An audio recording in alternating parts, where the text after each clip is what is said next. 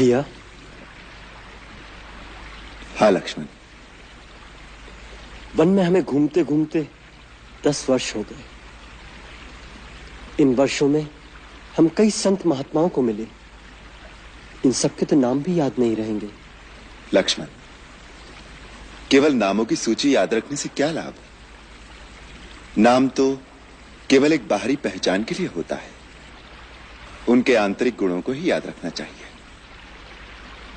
ये सिद्ध पुरुष जो बाहरी जगत से दूर इन दुर्गम स्थानों पर बैठे साधना कर रहे हैं, ये जो नगरों और बस्तियों में अपनी शक्ति का प्रदर्शन नहीं करते, ये बड़े दुर्लभ लोग हैं। इनके तो दर्शन मात्र से ही लाभ होता है। केवल दर्शनों से क्या लाभ होता है? सीते, जैसे धूप में केवल बैठने मात्र से ही सूर्य की गर्मी हमारे शरीर में प्रवेश करती है, उसी प्रकार उनके निकट बैठने से उनके आत्मज्ञान, उनकी शक्तियों, उनकी भावनाओं का सूक्ष्म प्रकाश हमारे सूक्ष्म शरीर में प्रवेश करता है। वो बिना कुछ कहे ही बहुत कुछ दे देते हैं। तपोवन के जिस भाग में अब हम प्रवेश कर रहे हैं, वहां एक से एक महान ऋषि होंगे।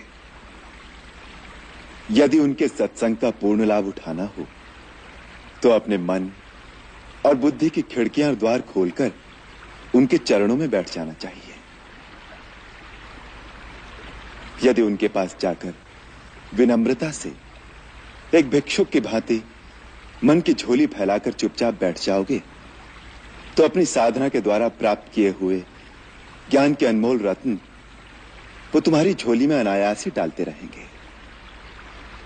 लक्ष्मण, जीवन में ऐसे अवसर बड़े भाग्य से मिलते हैं, अन्यथा इन महान विभूतियों के दर्शन बड़े दुर्लभ हैं।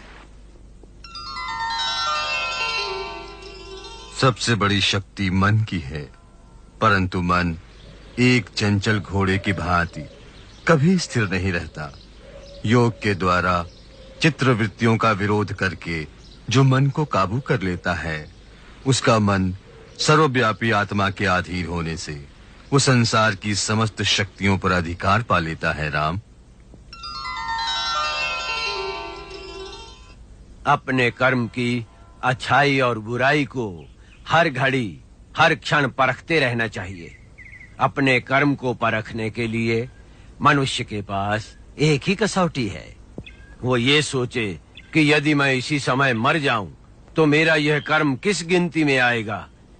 इसलिए यदि कोई भूल हो जाए तो उसे तत्काल सुधार लेना चाहिए।